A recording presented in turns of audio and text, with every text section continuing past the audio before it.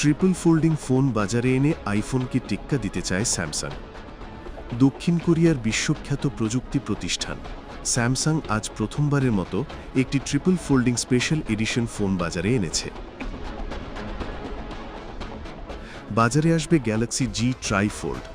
এর দাম অ্যাপেলের নতুন আইফোন 17-র প্রায় দ্বিগুণ, $2,443 মার্কিন, যা বাংলাদেশি টাকায় 3 লাখেরও বেশি। ফোনটিকে সুপার থিন আখ্যা দিয়েছে স্যামসাং। এতে আছে 10 ইঞ্চি বা 25.4 সেন্টিমিটার ডিসপ্লে। নির্মাতার দাবি, এসব ফিচারে উদ্ভাবন ও কাজের নতুন দিগন্ত উন্মোচন হয়েছে। তবে এর আগেও অন্যান্য ফোন নির্মাতা 3 বার ভাঁজ করা যায় এমন ফোন বাজারে এনেছে।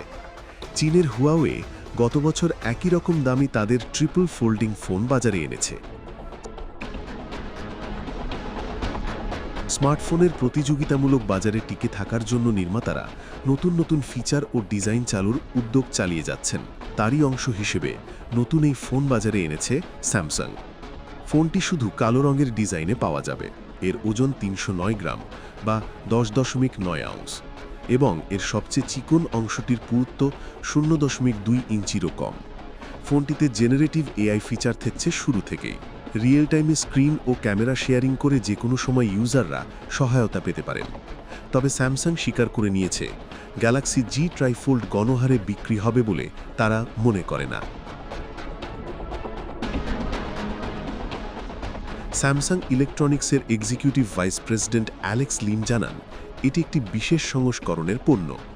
গত 14 বছর ধরে বিশ্বের শীর্ষ স্মার্টফোনের নির্মাতার স্থানটি দখল করে রাখার পরে সম্প্রতি জানা গেছে, শীঘ্রই অ্যাপেলের কাছে সিংহাসন হারাতে চলেছে স্যামসাং। এই পরিস্থিতিতে নতুন ফোনটি বাজারে আনছে স্যামসাং।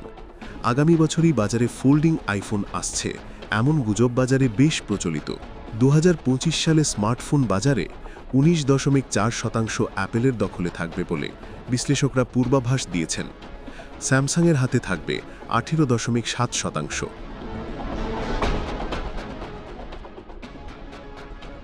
গবেষণা প্রতিষ্ঠান কাউন্টার পয়েন্টের মতে এবছরই প্রথমবারের মতো স্যামসাংকে পিছনে ফেলতে চলেছে অ্যাপেল।